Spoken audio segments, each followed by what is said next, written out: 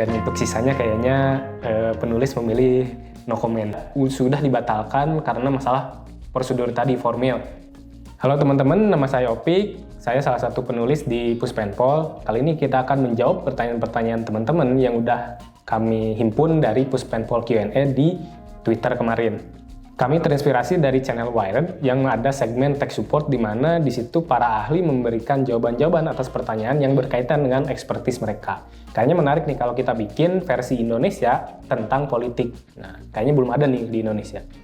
Nah, lanjut kita ke menjawab pertanyaan. Kita ke pertanyaan nomor 1, yaitu dari Ultra Feng Hoki yang bertanya, Min, kan saya masih banyak belajar, mau tanya, Omnibus Law banyak banget bikin masalah dari banyak sektor kayak hewan yang pernah Dok@POP Kafet jabarkan di thread beliau.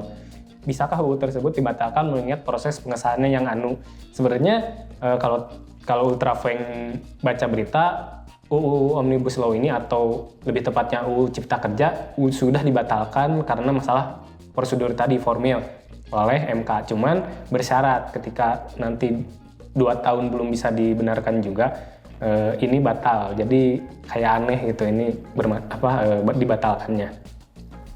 Kemudian sebenarnya MK ini bukan, kalau merujuk ke permasalahan Dr. Pio Pikafet, itu kan masalah ekspor impor dan permasalahan penyakit mulut dan kuku yang terkait dengan sapi.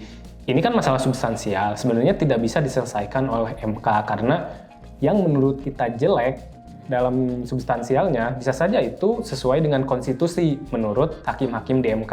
Karena ya tahu sendiri, konstitusi itu tidak mutlak mengatur secara rinci sesuatu, semuanya garis besar, makanya ya ini sangat subjektif dari interpretasi hakim-hakim yang ada di MK. Begitu. Sekarang pertanyaan kedua dari @happysantoso19 bertanya, kenapa Opung Luhut bisa kuat dengan banyak jabatan dan berapa gajinya, Min? Jawab yang pertama dulu. Gaji dan tunjangan menteri resminya biasanya sekitar belasan juta, kalau enggak ya puluhan juta per bulan. Itu bisa dilihat dalam aturan yang resmi ya. Terus kenapa beliau bisa kuat? Mungkin pertama karena beliau lulusan akademi terbaik di Indonesia, dan untuk sisanya kayaknya penulis memilih no comment. Lanjut aja ke pertanyaan ketiga ya. Lanjut ke pertanyaan ketiga dari @sanfaridzal yang bertanya, menurut admin, gimana fenomena politisi yang membawa embel-embel milenial? Nah, sebenarnya kita harus mesti tahu, biasanya politisi yang membawa embel-embel milenial ini mengidentikan milenial dengan muda. Jadi ya ketika politisi bilang milenial, itu sama dengan anak muda gitu.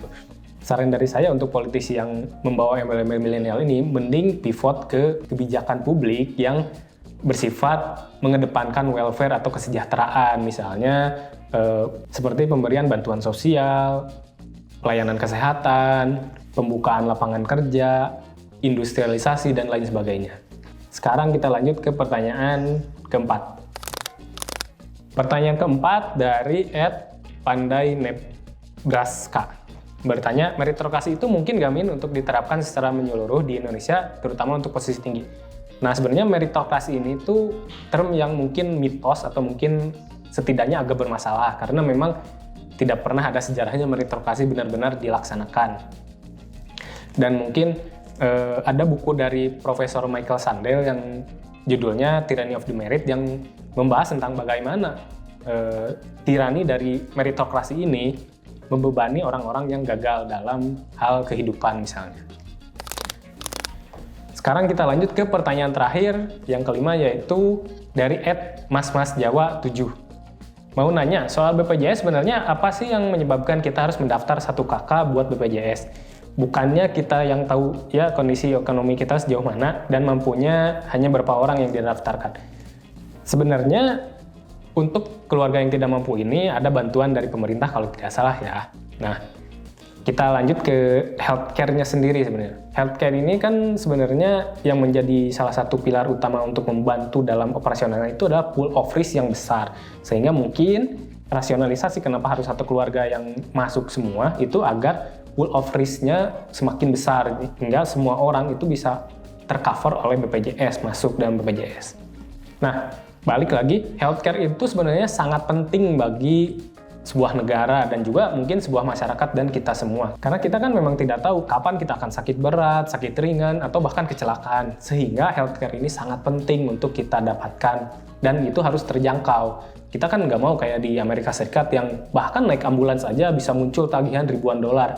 Dan bahkan untuk memeluk bayi aja, ibu memeluk bayi itu harus ada tagihannya untuk membayarnya gitu kan. Ini sangat nggak bagus gitu buat sebuah sistem kesehatan.